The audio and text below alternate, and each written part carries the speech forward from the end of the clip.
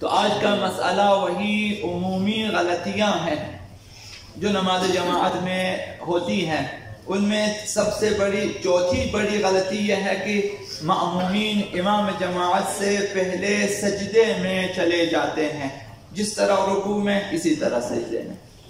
جس طرح رکوع میں امام سے پہلے جانا صحیح نہیں ہے، غلط ہے، حرام ہے، جائز نہیں ہے، اسی طرح امام سے پہلے سجدے میں جانا بھی صحیح نہیں ہے۔ حضرت آیت اللہ سیستانی فرماتے ہیں اگر کوئی مأموم عمدن جان بوجھ کر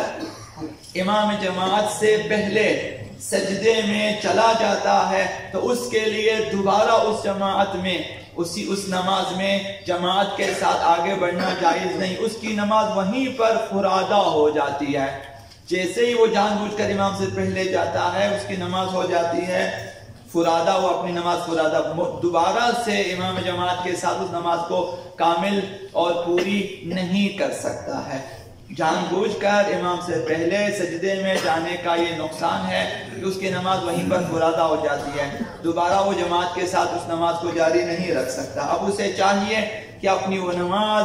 فرادہ طور پر ادا کرے، جیسا کہ ہر روز عرض کرتا ہوں کہ اب اس کے بعد اگر کچھ لوگ بیٹھے ہیں جنہوں نے دیکھ لیا، سمجھ لیا کہ اس کی نماز فرادہ ہو گئی ہے، تو یہ فاصلہ پیدا کیا ہے اس نے، اور کسی طرف سے آپ امام جماعت سے متصل نہ ہو، تو وہ افراد جو اس بندے کے توسط سے جماعت کے ساتھ متصل تھے ان کی نمازیں بھی فرادہ ہو جائے گی۔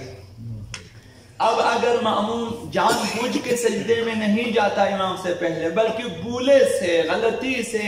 امام جماعت سے پہلے سجدے میں چلا جاتا ہے، تو اب وہاں پر واجب ہے کہ ذکر واجب کو پڑھیں، سجدے کا جو واجب ذکر ہے واجب مقدار میں پڑھیں اور سر اٹھا لیں، ذکر پڑھ کر سر اٹھا لیں، امام کے ساتھ سجدے میں جائیں۔ امام ابھی تک سجدے میں نہیں گئے، یہ سجدے میں جاتا ہے، ذکر کو پڑھیں، واپس آئیں، دوبارہ امام کے ساتھ سجدے میں جائیں اور پیروی امام کے قصد سے۔ اب دوسرے سجدے میں